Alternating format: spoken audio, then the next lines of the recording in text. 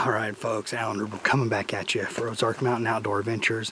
I'm coming at you today with a couple real quick tips if you're wanting to start getting into coyote hunting. So these are just for beginners, and to be honest with you, I feel like I'm still a beginner. There's so much to learn in this sport, but as long as you're passionate about hunting and take the time and effort, I mean, you can definitely improve quickly. So that goes for tip number one. Find a friend, find a family member who is into coyote hunting, and ask them questions, see if they'll take you coyote hunting, and that's where you're going to get your best information, is from someone you know, someone you trust, someone who has been successful and is willing to share those secrets with you and help to point you and get you started. I mean, having a mentor there to get you started makes all the world a difference. And I want to give a shout out to Easy Fish and Guide Service for taking me along last year, and just being with those guys and being, when they've killed a few coyotes, and just seeing how fast they go from set to set. And one of the leads into tip number two is don't stay too long in one place. It seemed like I was just kind of going out, setting maybe 45 minutes in one spot, where these guys 15-20 minutes, and again, these are tried and true locations, but 15-20 minutes, if a coyote hadn't come in, hey, it's time to pack up and move. So there's your tip number two. Tip number three is get yourself the right equipment. Your rifle, your ammo, those are super important. Again, rely upon that friend to give you some advice, but hey, a 223, 243, or 5.56, are pretty common.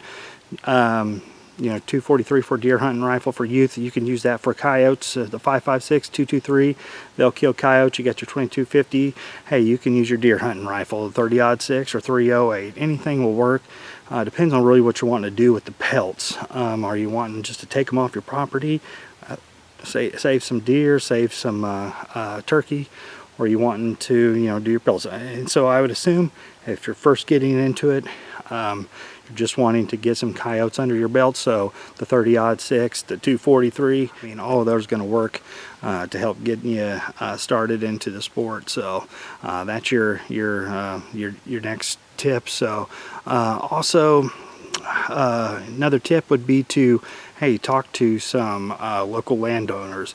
Landowners are pretty particular when it comes to whitetail hunting, but most times when you mention coyotes, they're going to let you come onto the property where normally they would not have let someone come onto the property in that effect. So anyway, go ahead and knock on some doors, and Thanksgiving, mention to family members and let them know that you're wanting to try and take some coyotes this fall, and most times they'll let you come on and try and take a coyote. So next tip, get you a good rest, some sort of shooting rest. It doesn't have to be one of those top of the line $300 rest, but you do when it comes time to in the moment, you want to have a steady rest.